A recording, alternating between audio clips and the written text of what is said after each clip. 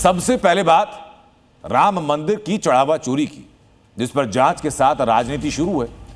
एक तरफ सीएम योगी बीजेपी और संघ की तरफ से दोषियों पर कड़ी कार्रवाई की बात कर रहे हैं, तो दूसरी तरफ शिवसेना यूबीटी उनके उद्धव ठाकरे ने राम रक्षा आंदोलन का ऐलान किया। इस मुद्दे में नया मोड़ दे दिया गया है। पूरा मामला क्या है, कहां चीजें उलझ रही हैं, क्या चीजें हैं जो अभी तक फंसी हुई नजर आ रही हैं, इस रिपोर्ट में आपको दिखाते हैं। पहले योगी ने कहा रामद्रोहियों का हिसाब होगा। सनातन आस्था के साथ जो भी खिलवाड़ करेगा उसका भुक्तभोगी होगा,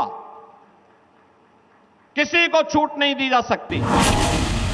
फिर बीजेपी के वरिष्ठ नेता विनय कटियार ने सीधे नाम लेते हुए कहा कि जांच में जो भी दोषी होंगे उन्हें जेल जाना पड़ेगा। रेखा चंपत राय भी है, गोपाल राव भी है, ये सब जितने हैं, ये हाँ अनिल मिश्रा हैं,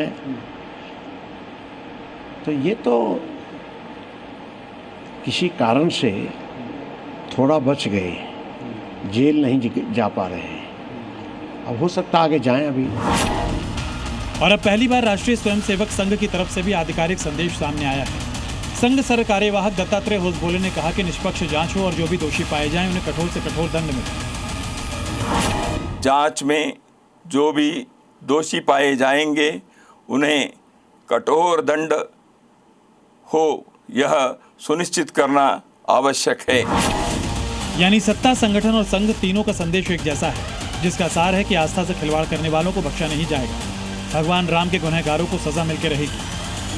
रेखा चंपत राय भी है, गोपाल राव भी है, ये सब जितने हैं, ये हाँ अनिल मिश्रा हैं,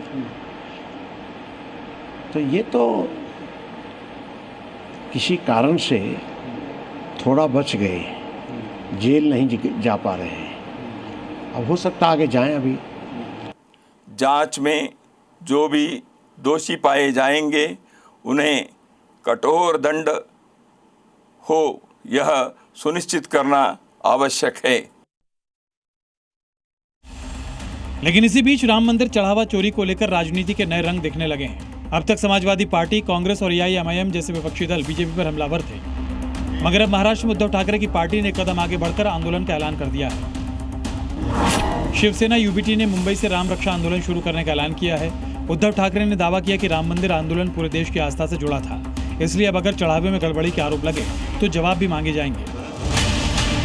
उद्धव ने मुंबई के दादर में हनुमान मंदिर के पास रविवार को जुटने का आह्वान किया है, जहां राम रक्षा स्तोत्र और हनुमान चालीसा के पाठ के साथ आंदोलन की शुरुआत होगी। दावा किया गया है कि आंदोलन आगे देश के दूसरे शहरों तक भी ले जाया जाएगा। जो भी मंदिर लूट रहे हैं उनको हिंदू माफ नहीं करेगा। और मैं तो कहता हूं कि मुंबई में रहने वाले, महाराष्ट्र में रहने वाले, पूरे देश में रहने वाले जो भी हिंदू है वो सारे इस आंदोलन में आए। जितने सारे हिंदू जिनको ये सारी बातें पसंद नहीं है, गुस्सा है दिल में, वो हमारे साथ आए।